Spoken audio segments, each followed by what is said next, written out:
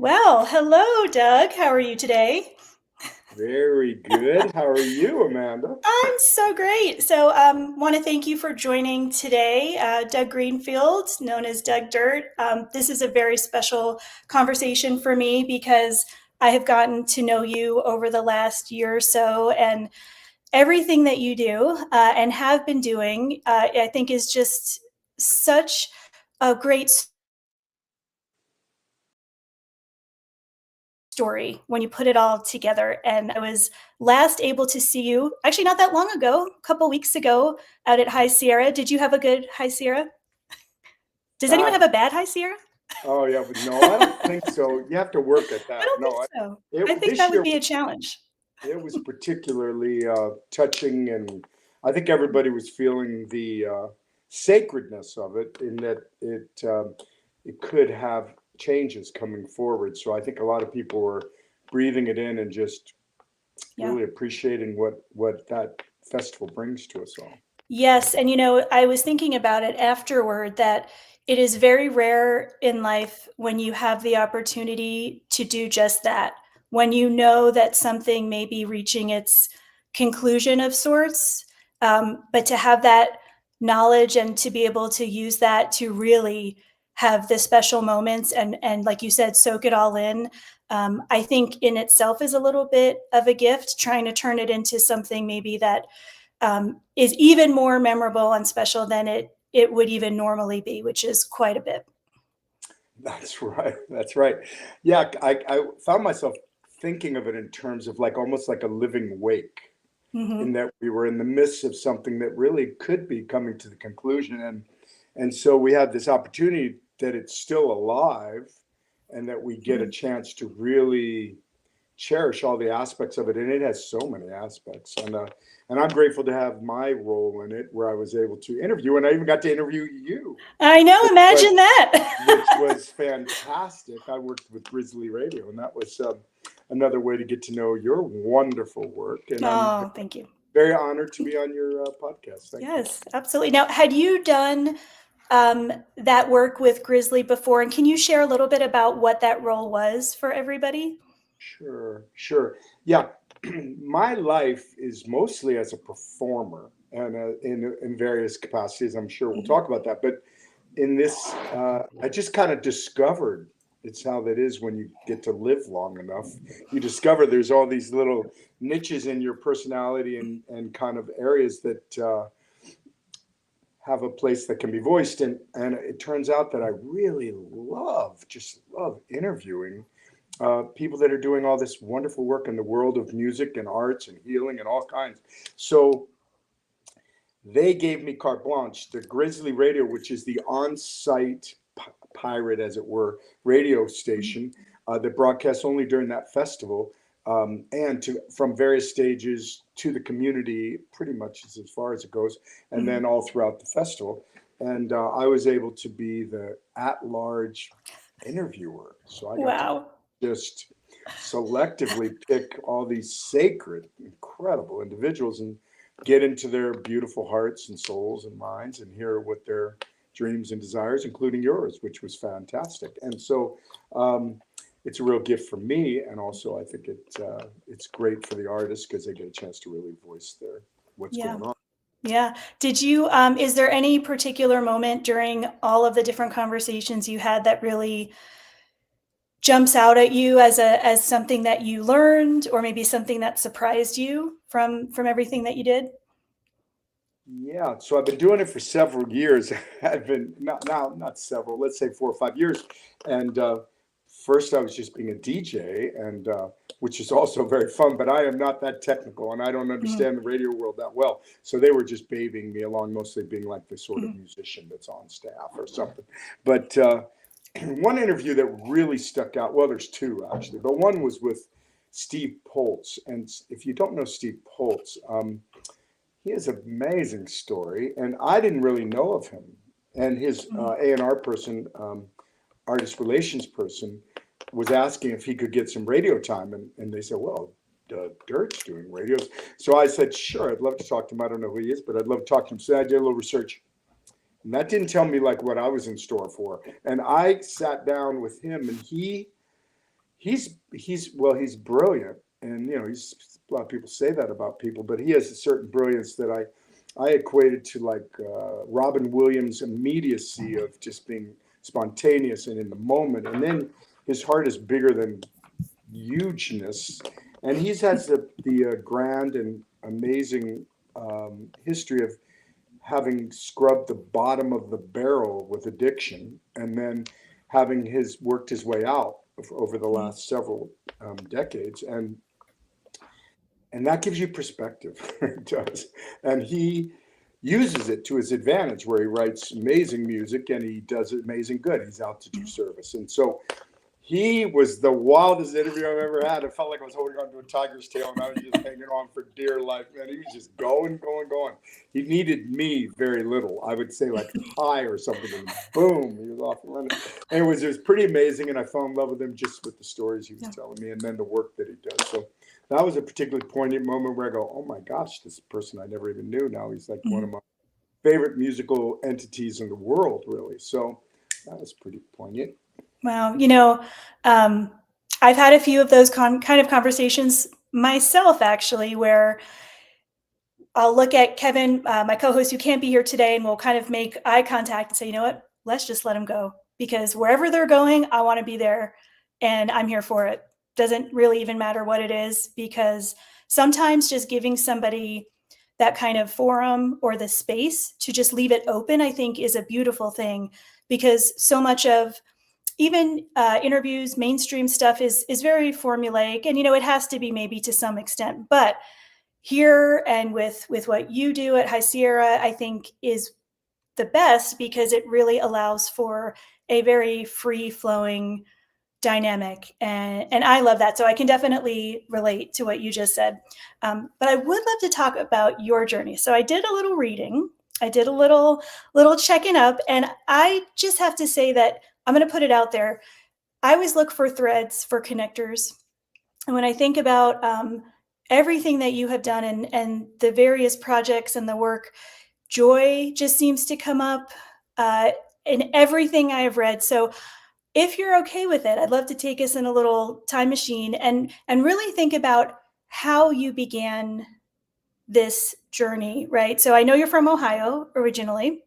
Okay. And the idea, the backdrop of environmental protection, preservation, celebration of all that, that the earth does for us, seems like it has been something that has been part of your ethos for a very long time. Is that true? Am I thinking about that correctly? Yeah. No, you're very much correctly. Yeah. It began in Ohio. It began when I was in high school, young high school. I came from a family that was very challenged from mental health issues, both parents and actually my older brother. And so it led for a lot of chaos. And we did not go camping, and we were kind of survival family. And so when I had this opportunity in high school to get, by luck, sort of luck, but divinity, I look at it as like divine luck, sort of. I was led to be able to be a counselor in an outdoor school. And the key thing of it was, they said you get 3 days out of high school. You get to go and be in the woods, with kids, which I'd never done. And I was like, well, that sounds great. It sounds great. I had hair down to my ribs and big old beard, and I was pretty much radical. And Dayton, Ohio, that didn't swing very well in 1972. Not really that well at all. So we were fringe, and but this camp in Compass just took me in, called Camp Kern in Oregonia, Ohio. Not really the belly button of the world, except for mine. And it was a Dayton YMCA camp, which I have a Jewish background, not that strongly religious or practicing, but that didn't matter. I was like, I'm going to camp and I'm going to check it out. Well, I fell in love, like almost instantly. It was like crazy, like just being outdoors, being with children outdoors, waking up with the kids in the same breath, because I didn't have the experience either of just waking up in the forest and learning about all these things. And I was just like, just as excited as they were. And so that was the beginning. And then I went to the director afterwards and said, hey, I really like that. Could I do it again? Now, again, I was in very much chaos. Like, had legal problems, had really pretty intense things going on. And he said, you're not allowed to really by rule. He said, yeah, you can come again. He kind of started to step in as a father figure, and his name's Kent Barnheiser. And sure enough, I went there again, and then I heard about their summer camp, and I said, gosh, I would really like to work at summer camp. I'd never been to summer camp, and and he said, well, you could be in summer camp, but listen, we have a few rules. I said, what's the rules? And he goes, well, you got to cut your hair. Cut your hair. Yeah, you got to cut all your hair off. And I'm like, to work at a camp? Yeah, but I said, okay, I'll do it. He goes, and you got to cut off your beard. I'm like, beard? Daniel Uh, Boone, wilderness? Like, what the heck? But I did it. And that began a 7-year journey with them, where I continued with them every summer and then worked out to ed college credit. And I learned, like, the beginning of my deep love affair with connecting children and nature. And I had music in my background, but not deeply. But I was playing harmonica, and I joined a band, and I was doing certain things, and I started to integrate that into the work because kids really responded to music, and then started to integrate theater pieces because we did camp skits, and then I started integrating puppetry, and it just all came together from a camp kind of point of view, and so then I sort of fell in love with that process.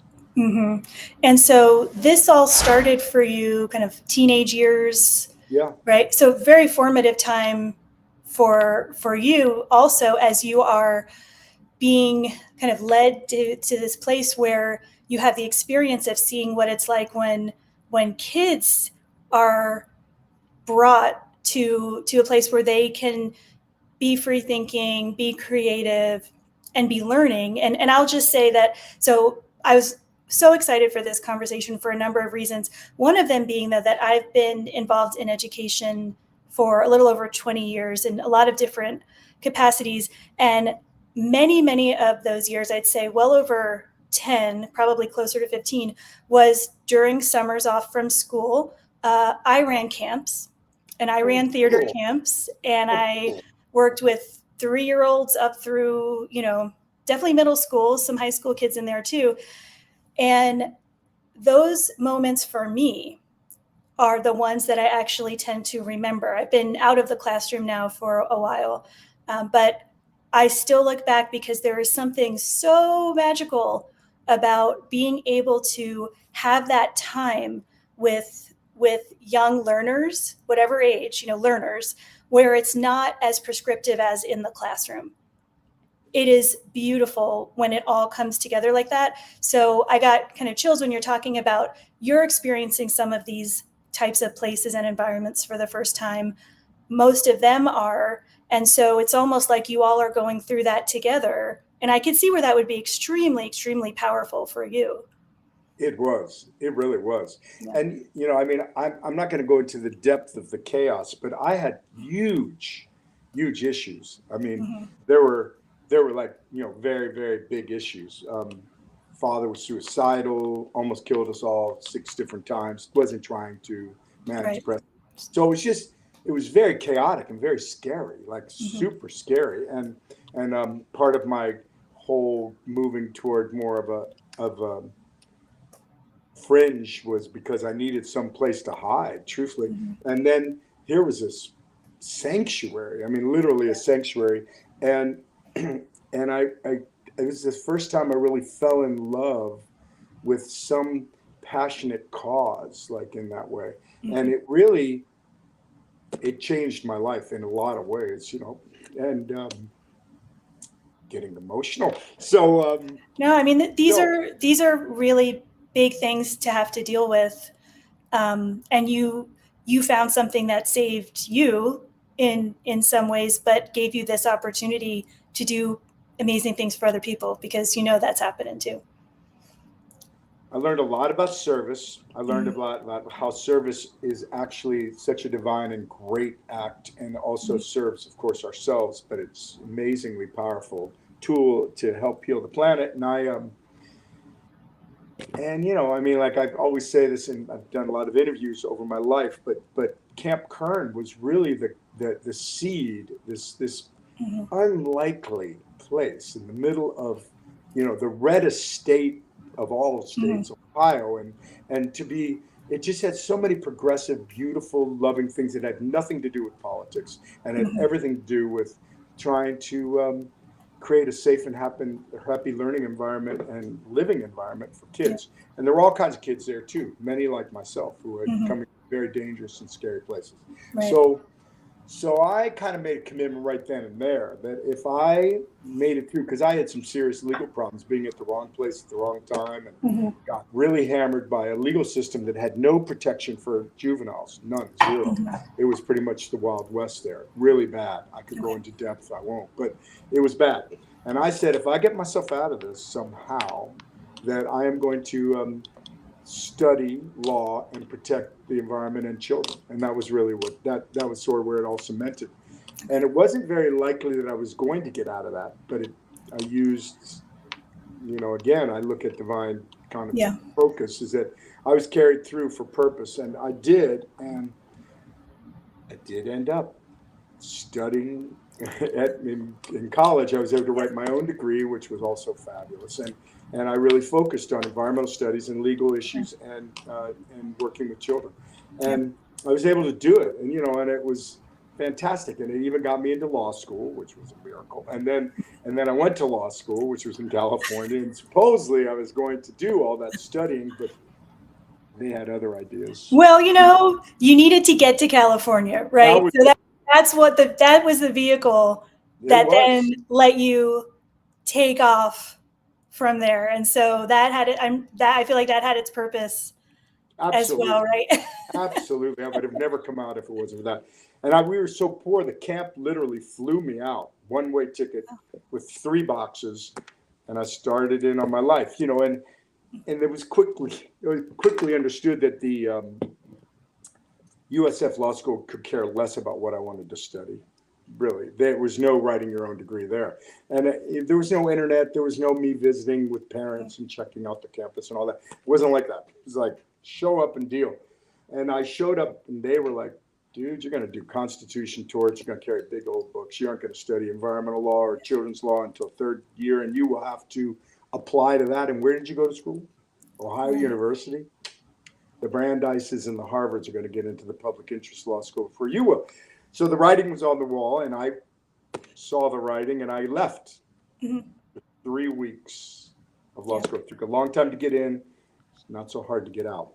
They held a spot for me for a year, but after that, I got steered into a master's program in environmental education and street law. I took kids out in backpacking that were kids that were troubled youth and like myself was, and just started doing the work. And I realized there's a lot of ways to get to this, and I'm going to Yeah. find a way. I'm going to Yeah. find a way to do it.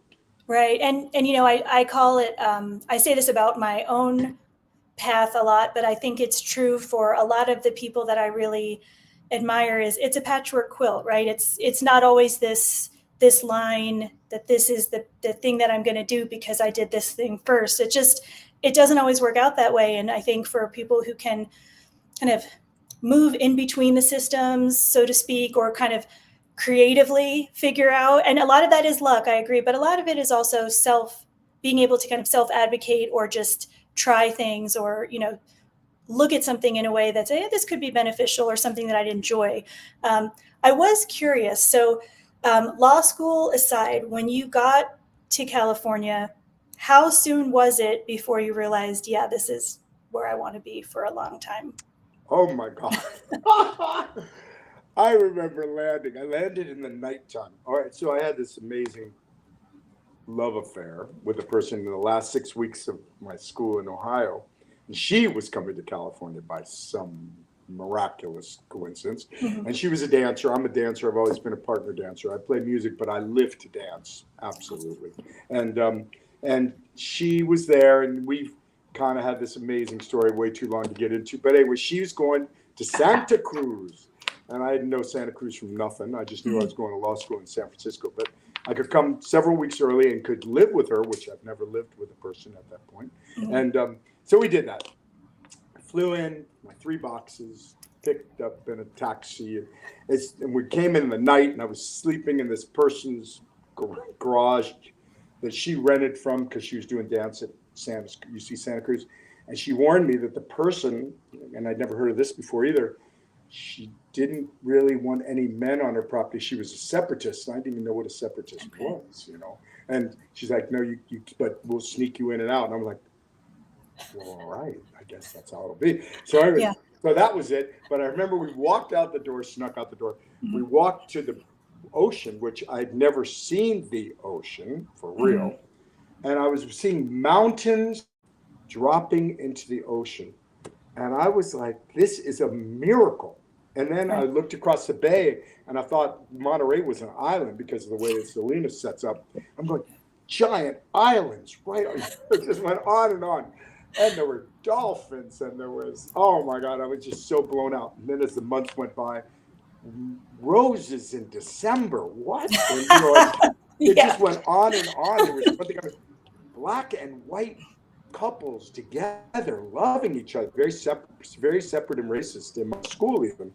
Mhm. Black fraternities weren't allowed to go to the black dance, so I snuck into them. And it was just all of this amalgam of like just things that so resonated in my heart. I'm like, oh my God, I'm home. And I really was from the get-go. I mean, I was a little blown out when I left law school after 3 weeks. So hard to get in, and then I'm like, oh my God, now what am I going to do? Mhm. Sure. But it was a trip. But I found my way pretty quick, and but I remember California. That was never questioned, and even from the get go. And I go back to Ohio every year. I've been going back playing music for the kids there for 30 something years, and do really poignant work there. Actually, go in the middle of Magaville, and we have Right. definitely created a ecological and ideological bridge that totally eliminates the political separatism. It is Mhm. it is the most successful thing that we have done, I think, as a musical group. Wow. And so I go back to Ohio, but I'll never move there. Yep. I can relate to a lot of that for sure. And I think it's possible to honor a place even if the experiences there were really challenging because it gave you a perspective on why you love where you have been so much, right? And sometimes I think that's the thing that we could at least thank those places for, if nothing Absolutely, else, right? you've hit it on the nail. Like to me, like I say this about love, like in relationships, like Mhm. I am the accumulation and the result of all the people and all the experiences that I've had that filled me with love, all of them. The rocks that I saw in Ohio, the children, everything. Even the people that were like narrow minded or myopic and like had, you know, opinions that were not similar to my ethics or values. It's all foundational, like you just said. And when you see something that's demonstrating love and compassion and unity and inclusion and all these Yeah. various things that mattered so much to me, then you realize, okay, you recognize, okay, well, this is really what I resonate toward. But you're grateful to understand the difference between the two and what you're after. And Mhm. so it helps me in my work with children and everyone, like to have compassion, because we all get to grow the way we're going to grow. And some people have whatever it is, injuries or biases. They've had Mhm. different experiences that have led them to have the feelings they have. So I try to be as compassionate as possible. I'm very human, and I definitely find myself going, "Oh my God, I can't believe the blinders you have up right now." But Right, but right. but try to catch it. Try. Well, I think that's really what it's all about, you know. And so now I feel like what we've done, which thank you for sharing all of that, because I think what that does is now it starts to really kind of coalesce as a picture as to how the Banana Slug String Band came to be, and how you were in so many ways kind of primed, right, for that. And so I that gives me so much perspective. um, I would love for you to share a little bit in whichever way you'd like about the band. If you want to talk a little bit about how you all formed, and then I'd really love to talk about the impact that you have had and just the reach. I think there's a lot there. So yeah, if you don't mind, I would love to just hear a little bit of that background. Thanks. Love to tell you. So, upon the exit of law school, I was like, oh, I knew what I loved, but I just didn't know how to Mhm. get there. And then immediately, this angel, Bob Flasher, the Flash he's called. He goes, oh, I meet him at a conference, and he goes, oh, you should go into this master's program, and then you get, it's an outdoor education. It's at Hayward State, it was called that at that time, and this Esther Railton is the director of it, and you'll meet all kinds of people. And if well, I said, that's it, I'm going to do it, and I did it just like immediately, and it happened very fast, like within a couple of months of leaving law school. Next thing you know, I'm in a master's program, and back then it was easy to maneuver into these. It wasn't like a long process, and it wasn't that expensive, and there was all kinds of things that would made it easy. Sure enough, I met these people, and immediately I found this outdoor ed group that said, yeah, you got the right energy, come on in. And so then I did it, and I was like the youngest director, and then it led me to this group, Exploring New Horizons, which was a nonprofit, and that's where the Slugs met. We were all teachers, we were all musicians. We were not doing environmental educational music except for one, the one and only Solar Steve Van Zandt, the greatest environmental education songwriter in the history of the world. And I can say that even though I'm biased because he's in the group that I'm in, but anyone that knows that's true. If you've been singing songs in camp about environmental education, I'm almost guaranteeing you've sang some of his songs. Dirt Made My Lunch, or I'm a Tree, or on and on, River Song. There's so many beautiful songs. And he's amazing. I mean, he's amazing. And I'll say this right from the gate, out the gate, there is no Banana Slug String Band without Solar Steve. Because if you don't have the songs, plus he's a brilliant curriculum writer, and he was integrating all of this multimodality of movement and theater and dance and puppetry. And he just had concepts. He was way deep. And he was basically bringing us into the fold. We had chemistry together. There was four of us: Solar Steve Van Zandt, Marine Mark Nolan, Airy Larry Graff, and myself, Dr. Greenfield. The Sun, Soil, Water, and Air team.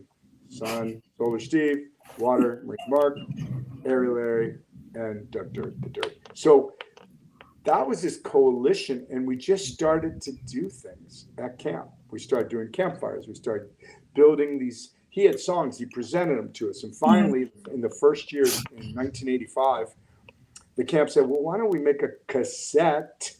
Yeah, now you're talking. Cassette of your music, and we'll call it Songs for the Earth. And they funded it. Cost maybe a grand total of like $750 to make it.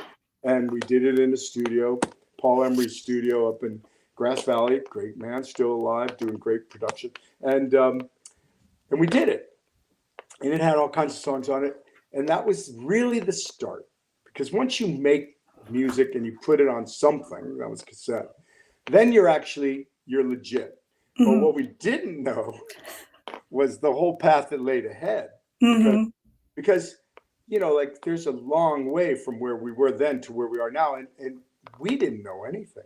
We just knew we loved kids. We knew we loved the environment. We knew we loved mashing together music and the arts. We saw how effective it was. We saw that it builds lasting impressions, that the multimodality of presenting material to kids takes it in a much deeper place when they're moving and singing and dancing and breathing and acting about the concepts. They go in a very, very deep place. And that I can speak to later, because now after 40 years, we get tremendous feedback about what kind of a depth and impacts it's had. But back then we knew that was effective, but we didn't know how to move forward. And there was there's angels. The reason we're here is by all these angels that presented to us. And it was a guy who was an organizational management person that was on the board, and Cliff Crane. And he said, you guys need to get organized. He goes, do you have a partnership agreement? No. Do you have any publishing? No. Do you have any kinds of organization about how you're going to deal with money? No. So he said, let's have a weekend. And we had a weekend. And I'll tell you what, we're four very strong individuals. We've all been directors and male kind of testosterone. I mean, we have sort of a lot of estrogen, feminine side, but we can raise up the testosterone too. So we got together that weekend, and it was rough, because it was like, well, who's more important here? Is it the songwriter, or is it the people that are thinking like they might take on management, which Larry and I, or the arranger, Mark, he's a beautiful arranger, like who's important? And we were going after it. Well, like we're young and ego filled. And he helped us and carved out that you're all equal. And that's how we ended. That's what saved us. He said, all for one, one for all, split everything quarter, and do everything by consensus. And then we wrote a partnership agreement which stated the only thing this band is about is teaching environmental education to children, families, and teachers that help to heal the planet. That's all we're going to do. We can have other interests, but that's not what the band's going to do. Well, and that has kept us on track.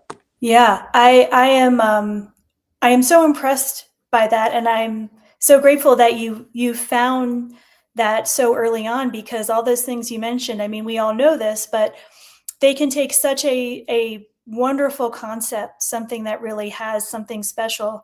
And yeah, and all those day-to-day pieces, I mean, of course we're human, it's so easy for them to get in the way. So I'm so glad that you had that kind of guidance, but the opportunity to stop and think about it so early on. And I did want to mention, I know that Mark, but I think also the band has won some awards, including a Lifetime Achievement Award. I'm going to read this so I don't mess it up. From the California Association for Environmental and Outdoor Education. I did a little looking around. The gratitude for the work that you all have done, and it makes sense that there is a curriculum component in there that covers a lot of bases for me, because listening and really, really kind of honing in on the messaging and just how it's being delivered, there definitely are some core education principles all woven in such a beautiful way. No one's going to know that that's what it is, right? They're going to know that it speaks to them and that it's working, that it's effective. So that's a really great kind of addition to what would have been wonderful music. But I think it's that level of kind of understanding, like you said, conceptually, of what's going to really reach kids. And so at this point, do you ever, so I'd love to talk about, where you all have been and, going back to the same places, I'm sure, same areas multiple times. I would imagine at this point that whether it's teachers themselves, wherever you are working out of, but students grow up, right? And then they have their own families. Have you had any encounters where someone comes up and says, oh, hey, by the way, this many years ago, I was here, and now, like, I would love to know about that, or I'm sure there have been some great moments. It is amazing, actually. I mean, like if you, as a musician, and then when you talk to other musicians and you say that, well, we've been together 40 years, the same four of us, everyone's just going, that's unheard of. And it is, it's unheard of. And so I owe it to really that we have had a purity of purpose, and that we really have stayed focused, and that we had a guiding light. And it wasn't always easy. Believe me, this is like way, we're in the easy part of it, because we've gone through some of the hardships of no gigs, got to hit the phone all day long trying to find.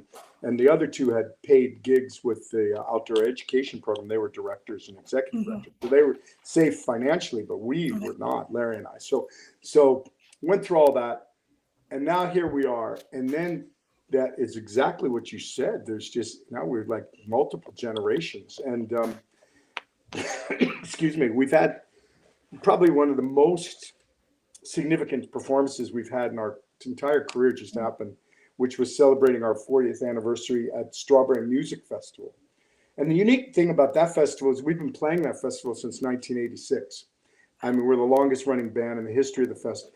And so literally multiple generations have grown up with the music, and it's a family scene, Strawberry is like the Strawberry Way. I mean, it's a real thing. And so people like really know us. I mean, it's not just like we come there once in a while. We've gone there and people expect us to. So they were honoring us, and they give us Saturday night, 7:15, main stage in front of 5,000 people, 4,000 or 5,000 people.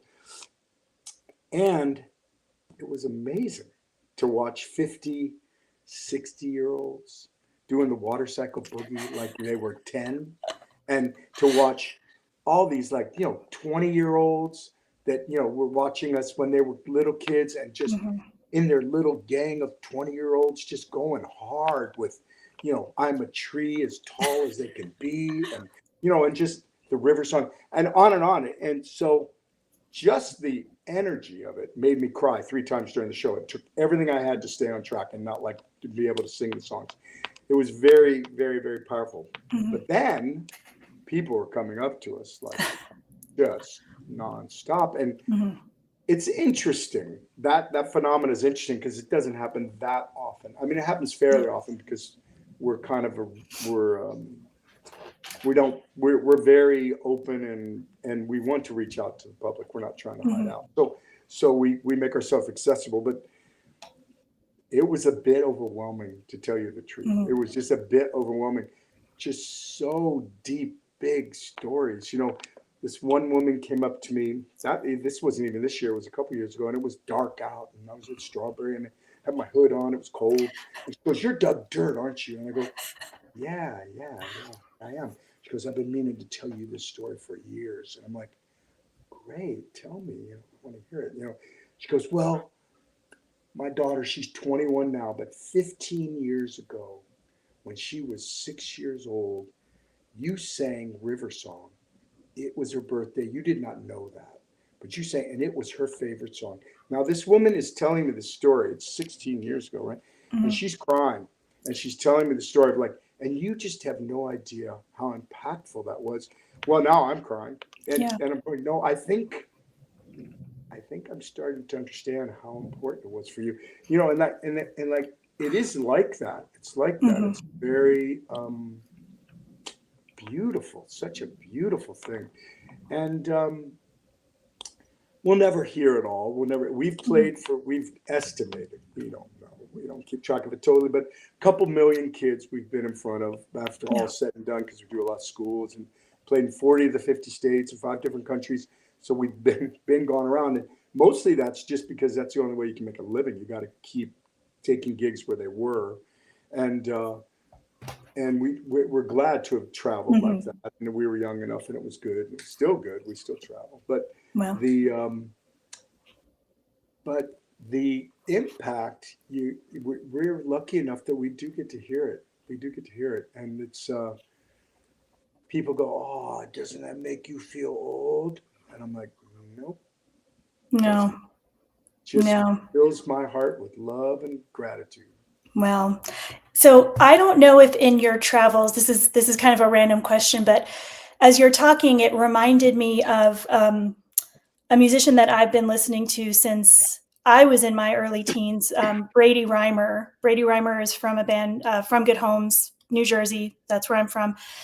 And From Good Homes was a huge part of my musical upbringing from very, very early days. And a big part of the reason why I'm even talking to you today, because without them, wheels in motion kind of thing.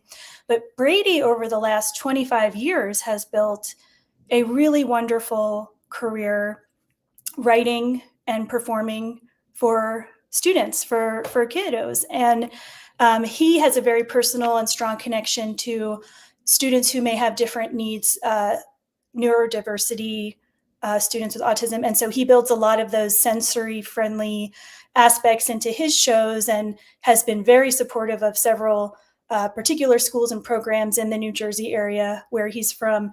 And watching that progression from someone who is playing in this kind of really amazingly talented, but like fun party rock band, right?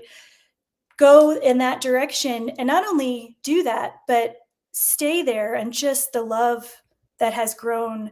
I've seen it a little bit that way, but he has said similar things where you kind of get on that circuit, and he found that doing that traveling and doing those shows and coming back and being invited back to different schools or programs was so much more rewarding than he would have ever thought, having already experienced a pretty decent amount of success with a band, and they still get together and play and they rock it out and everybody's so happy for that. But this is different. It's a different level of connection, and I just thought that was such a meaningful, cool way of kind of seeing these different sides of it. And you have that experience as well, which I want to get to in a minute, with a few other bands. But I did have kind of one more thought or question on this, which is, as popular opinion, or I guess rhetoric around environmental protection, climate change, all of these things has happened, have you all changed in any way how you approach writing songs or performing? 2025, there's a lot of different things out there, right, that maybe families or kids, even depending on their geographic location, may be hearing. Or do you say, you know what, this is what we do and it works for us, and we're going to have that same message we've had since the beginning? That's a really great question. We work with the demographic of 2 to 12-year-olds typically. Now, we've Okay. worked with some junior high and high schools also, but Mhm. that's really where people have known our music and where we kind of target in general as far as thematically and curriculum-wise and musically. And the music goes all over the map. We're trying to Mhm. attract kids by giving them everything possible to keep it interesting, and also make the music be something that has enough sophistication and musicality so that when the parents have to hear it 25 times, they don't want to seek us out and tackle us, Yep. right? So there's that. But what we realized pretty early on, our first cassette had some music that had some downer, like, it was pretty gloom and doom, like Mhm. reality, Save Mother Nature. There was different songs. And we realized pretty early on that that's unfair to young children. It's unfair to be burdening them with situations that they absolutely have no control over whatsoever, and giving them um, no empowerment to have some action that they can do to make it better. So Mhm. what we realized early on is that that's what we got to do, is we got to stay focused on how to instill hope, because hope is the fuel that keeps us all in the place of being able to keep moving and not be paralyzed by the fear of the enormity of issues. And Yep. it's not that these issues don't exist. Obviously, we know they do. Climate change is a real thing. All kinds of things are very real. Some of the ecological disastrous things that are going down. It's just that children are being bombarded with that, and they have absolutely no tools to deal with it. Mhm. They're being crushed with it, and their little hearts and their little hope is being crushed. So it's absolutely unethical, and not in our minds unethical, Mhm. and not appropriate. So Right. so that has always been our focus. Now, that said, we, like one of our videos on our website, which we just were fortunate enough to have a wonderful Mhm. local company here in Santa Cruz, Compass Rose, a video company, do an in kind and made this animation. It's called Too Hot. It's Mhm. and it's all about climate change. And Yeah. it's an animation of a polar bear losing its habitat, and what can we do? And there is Mhm. actionable things of what kids can do. It does illustrate, yeah, this is a problem. And it even Yeah. talks about why it's a problem, what's the ozone layer, what's happening, and what can we do? And that has sort of been our approach. It's not illuminating issues that are real, non-point source pollution, which is quite a complicated thing about putting Mhm. things on your lawn, Mhm. and then it flows to the sewage, flows out sewage system, which then goes direct sewer or storm drains, and it goes directly to the ocean. Does not get filtered out. So then it affects all those ecosystems. So those kinds of topics they're not avoided at all. They're all focused on in every way. It's just that it's got to have an implement, and it has to have some aspect of empowerment and visioning of a way to make it better. Okay. Because otherwise, it's futile for kids and Mhm. parents. Mhm. So that's always been our approach. It's interesting you mentioned that, because I was just at Oregon Country Fair and met this amazing climate scientist named Dr. Shearer, who is the guy who produced the technology which made Priuses. And there's no accidents. Like he and I are side by side, and I'm going, hey, I get in front of kids all the time. What do you know that I can tell them about something that can be positive moving forward? He told me, well, in an hour and a half, told me 3 or 4 stories. He had me crying. It was like, there's so much good, positive innovation that's happening that is not being discussed in the media because the media is being owned by a certain group that does not want these kinds of issues to be raised. And amazing, amazing. Carbon vacuums on a giant level. I've never heard of it before. Forming them back into calcium carbonate, which can be reintroduced to the earth, which is projectedly going to be done with oil companies, the Wow. villains supposedly, that are, just all these amazing stories, which I'm going to get together with him, and we're going to be creating a lot of synthesis, hopefully curriculum and maybe musical aspects of what's going down that is fantastic and Wow. crazy allies, crazy allies. Yeah. Yeah. Budweiser of all things. Budweiser is like going to turn into being one of the greatest green companies in the history of the world by taking on only green energy. I never heard these stories. I never knew them. And I Yeah. just learned them.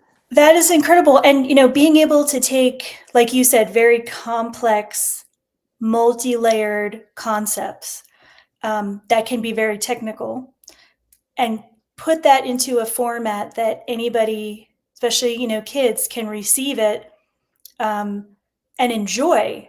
I mean, that's an incredible gift because that requires kind of this empathy for the listener in a way, in this case, children, but really anybody, right? Because anything for kids, in my opinion, is for everyone, just by default.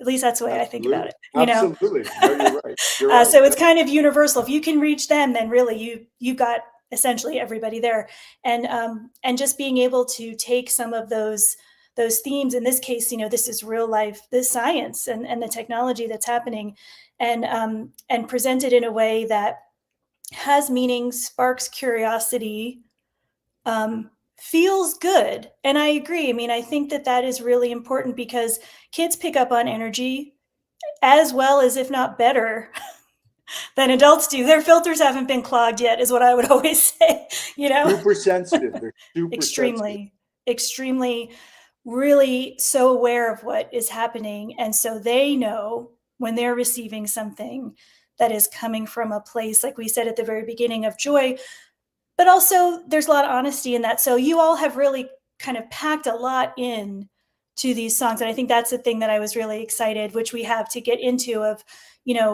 these things are not happening by accident. You all really have kind of cracked a code that's not easy to do. And so on behalf of, I'll just say, as a former teacher, someone who, when I identify myself, I still really think of myself as a teacher. That is an identity that's really hard to let go of when you've had it in any capacity for a number of years. It's a huge service to everyone that touches.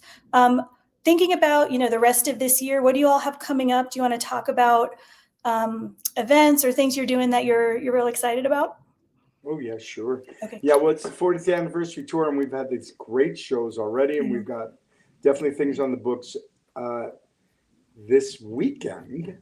Tomorrow, what am I saying? Tomorrow, playing a thing called Kidstock in Mountain View, California, and I'm playing it with a brand new slug sub. We call them slubs. And I've been looking forward to playing with this young man. He is super cool, and I feel like it's in the tradition of New Orleans, where I have a very strong affinity to New Orleans. We played there a lot. We played at Jazz Fest 3 times, and New Orleans, the great bands like the Neville Brothers and families, they always brought the young kids up and brought them on stage, even when they were just playing air guitar and plastic inflatable guitars, and brought them up so that they have this opportunity to experience and join the family of music. And and I think the Slugs are heading in a similar direction of bringing in these wonderful, incredible artists. And this guy, love him, Neil Current. He's an incredible artist. We had a 3-hour rehearsal the other day. I gave him some music. He embodied it. He's so in. Anyways, it's super fun to see another person interpret the music, and we're going to do a show tomorrow, and that's great. And then the big band's going to get together. We're going to play Strawberry Music for the fall, which is Mhm. another nice big show. Larry and I are going and playing schools all over the place. We have these grants, which is great, which the schools get it for free Mhm. because of these grant writing. Santa Cruz County, Green Mhm. Schools, and the Soquel Creek watershed that's coming up in the near future, a couple years, and lots of things, recycling, all kinds of topics, great topics. And a show that we do every year in Ohio, which is called Hug the Earth Festival, where 10,000 kids come together under a big white tent in the heart of MAGA. And we have been doing it for 30 years. And Wow. we got the most conservative funders that are hugging us on the state, on the doorsteps of Troy, Ohio, Troy Foundation, that are like, we believe in you. And they fund all kinds of things that we don't necessarily mutually agree to, Right. but this is what we're doing, and we're making a Mhm. difference, a huge difference. So we got a lot of those kind of shows lined up. We're very excited. Yeah, it's a blessed life. It is so Mhm. blessed, I got to tell you. And it's there's something about the being together, playing with someone for 40 years. It's Mhm. really unique, and you actually know where you're going to play and what you're going to do before anyone else does, or we even know. And we can be very spontaneous, and and I love them, which is also not the easiest thing for a musical entity to actually remain Mhm. in a loving space with one another all these years, because we've gone through a lot of our life's changes, Yeah. family and stuff. So it's great. It's Yeah. just great. It's just great. I love it. And I know that I speak for a lot of people when we say, every person that can be exposed to what you all do is going to take that in some way with them. And it makes me really happy to hear. And I think when you are, kind of focusing on the younger crowd, being able to be so happy playing there with each other, and that kind of telepathy that has to, I'm sure, emerge at some point just between all of you is magical. And so I think that is just such a wonderful thing to be proud of. And I wanted to ask you, I'm just looking at the time, I want to be sensitive. I think originally, I think I said, oh, plan for about 45 minutes. Sometimes it goes longer. I didn't want to scare you. Sometimes we had Pete Wernick on for almost 3 hours. I love, Talk about I letting, I'm love like, let Pete. the man talk. Just let him go. Oh, And it he's ended up, great. I Pete is mean, great. I still think about that. He's won education too. He's had Oh, his own, totally. Pete is um, great. and We got really, yeah. So is that, he has his own model, for what he does, but that's another one that's just been kind of a staple, you know? We can spend as much time as you want to. Okay. Cause there were a couple My other day things. is my day is open. I don't know that I'm a talker, so that's not an issue for me, and I don't have anything lined up right afterwards. But I just can say, in that idea of what's coming in the future, like, Mhm. I think we're very interested in trying to make as much impact as possible while we're still breathing. Mhm. So, you know, I jokingly, not so jokingly, tell people I've turned the corner and I'm heading Mhm. into the home stretch. I'm 68 years old. I have more energy than I've ever had. I'm feeling as healthy as I've ever had. I've actually been Mhm. re-inspired to get healthier, because I feel like the world truly, really does still need us to do our work. And Absolutely. there was a couple years ago where we were kind of going, you know, what a run, but Mhm. maybe it's time to hang up our slug spurs, Mhm. as it were, or whatever. And we quickly got the information that is not true. That is not true. So I know that I'm going to keep going until, probably, if I'm very, very, very lucky, I'll drop on stage. And they'll think I'm joking around, because I'm always joking around. And the kids won't be scared or nothing. And they'll just kind of drag me off, and they'll think it's theater. And that'll be great. And that'll be that. But either that, or I'll be dancing in someone's arms, because I am a dancer for real. Part I've time. seen your moves. I've seen some of your moves. Oh, well, that's because you play some of the greatest music of all time. You're like Oh, the thank you. greatest DJ ever. I've been blessed to be in front of your beautiful work, dancing Well, at thank you. my neighborhood dances. And Thank yeah, you. so I joke with my dancing partner saying, hey, it's very possible that I Mhm. could die in your arms. And if I do, do not try to catch me. Just Right. let me drop because I'm done. And consider it like a great compliment that I would die dancing Yeah. with you.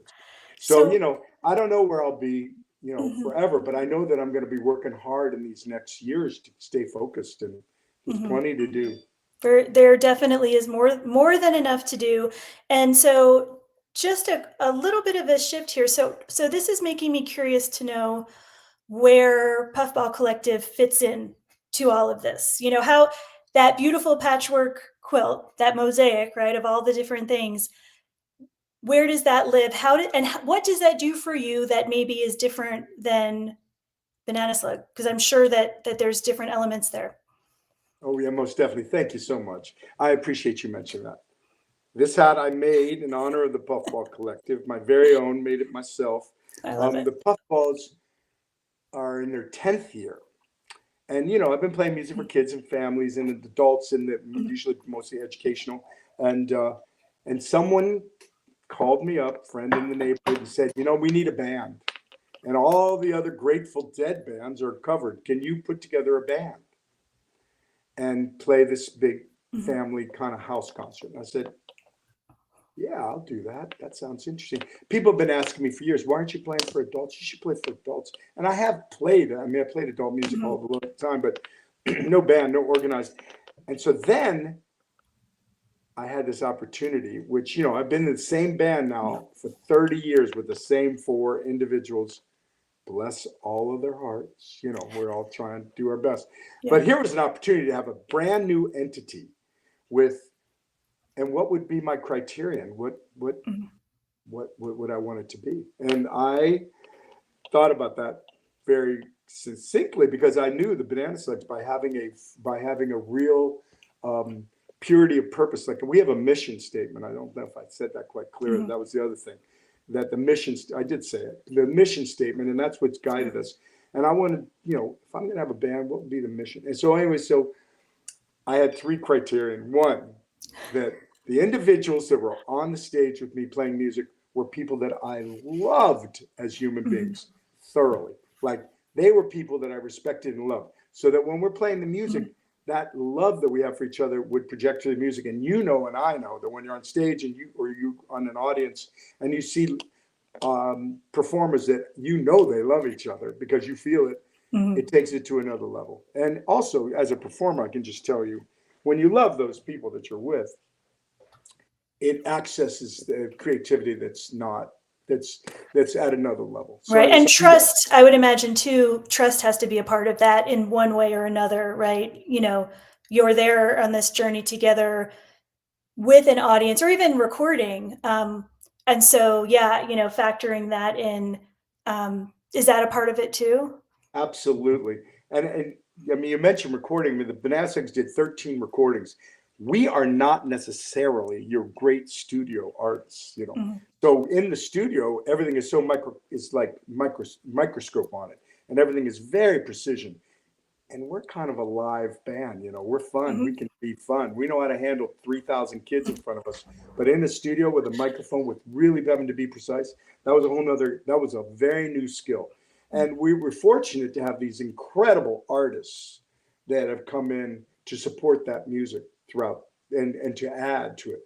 Victor Wooten, Laurie Lewis, George Winston, it goes on and on. There's all these people that are environmentally concerned that added to mhm, our volunteered, every one of them, to play on our albums and added their beauty and incredibleness. So that is something, right? But now, and so that there is that trust, and it's difficult for us. It was not easy because all of us have different skills musically, for real. So that was something to have to get over mhm, in an ego way and every other way because it's very humbling in the studio. You hear it right back at you, and you're mhm, going, "Oh God!" And when you take 25 takes, it's like, "Oh, it's hard." So, but we did it, and I think I'm very proud of all the records. Each one took almost 2 years. We really took our time, oh, and we wow, really that's awesome. wove them to be as musically complex and beautiful and interesting as possible. And the Mhm, musical, and some of them have won great awards, won the best children's album of the year, and for the 2000 Going Wild, which was about Yellowstone and Tetons, and just great things have happened, and we've been Mhm. acknowledged for it, and we're grateful for that. Yeah. Um, that said, yes, by having the band, the Puffballs, being people that I loved, it does build trust. The Mhm. second was to have a musical understanding, and have a musical what did I use? Musical vocabulary. Each member has a musical vocabulary that far exceeds anything I've ever dreamed of, so that we could go everywhere Mhm. musically. There would be no boundaries. So that was another one, and that really has added to the Puffballs' incredible diverse repertoire, and also has made me have to be young brained, because I've had to Mhm. learn so much music Stuff. like crazy, and half of it's original, and half Mhm. of it these covers, like difficult stuff, Steely Dan, etc. Mhm. So there's that. And then the third one, which was really pretty important in my mind, is drama only on stage for the audience. Mhm. No internal, it's all about me. No internal, when it's all about, I'm the star, whatever. No, I'm not talking about me, just any individual. Mhm. And we've lost two members on that regard. But it's a collective, and we've had this core group, six of us, and it's 10 years, and it's magnificent, and it's this whole new outlet. It's just totally different, playing for adults. A lot of these adults have seen me as slugs, and Mhm. so they're like, wow, I didn't know you could play, or whatever like that. So there's that action, and then you know, um, the musicians themselves, I adore them, and Yeah. like just met my one, love him, um, Freddie Rodriguez, and he's coming up to me in Costco yesterday. He goes, I got a new song. I think it's great. We should do the Stevie Wonder cover, of the Beatles tune. I think it'd be great. Like, we can work it out. I go, that sounds great. Let's do it. So it's very exciting. It's very new. It keeps things fresh, and I love it. Yeah. And I'm the manager, and I can book things because I've been doing that for years with the Slug. So I keep us busy. I was going to say, you all have, regular dates. I was on the website. So you've got definitely some stuff coming up next month. Do you want to talk about any of those upcoming shows, or Sure. maybe anything else, yeah, that y'all have going on? Thank you, dear. You're so good at this. Um, well, we're playing. Yeah, we're playing kind of Mhm. we play for the Santa Cruz Boardwalk, and different gatherings and company parties and picnics and stuff. And they've got us on a list, and we get gigs there fairly more often. But you can kind of see us if you go to the Boardwalk. That's happening on the 26th, just next week, Saturday at 11:30, and then. And you could be around the boardwalk. And then we're playing at the Woodhouse, which is a great venue here in Santa Cruz. And we're playing outside, which is great. They've allowed it now. County City has allowed the permit. And that's on Friday, August 1st, from 7 to 10. And then we're playing in Capitola we're playing a lot. My goodness. August I 8th, know. we're playing in Capitola. It's like a food truck festival. It's on a Friday night from 5 to 7. We're playing. It's over in Capitola at the park there. You look it up. Beautiful. Oh, what a great spot. Yeah, it's good. That's And awesome. the best one, I think, one of my favorite gigs, Abbott Square on August 30th. And that's Saturday night, Abbott Square, which is these are all free. It's nice to bring contributions for the band. You want to support live music, even when there's no cover. Let's be responsible audiences, and keep the musicians going. And yeah, so that's a good one, from 7 to 10. That's great. Abbott Square downtown. Yeah, yeah, that's a cool spot. I think it really just lends itself so nicely and naturally to being a gathering spot, and it's a really cool space that the city has kind of carved out and created there. And it Very seems like, family, very yes, family friendly. You can bring your dogs. I mean, there's all yep, kinds of good things about it. And the guy that books it is just awesome. He's a great, great guy. I don't think I'm going to put it out there because I think he likes to keep himself a little more anonymous. but he's a wonderful yeah, Joey. Joey is his name, Joey, and he's inundated by mhm, people trying to play there because it's such a great venue, and And I love playing there. It's great. That's awesome. Well, Doug, I can't thank you enough for your time today. I just am so excited to be able to learn more. And so thank you for being so open and just sharing all that you did.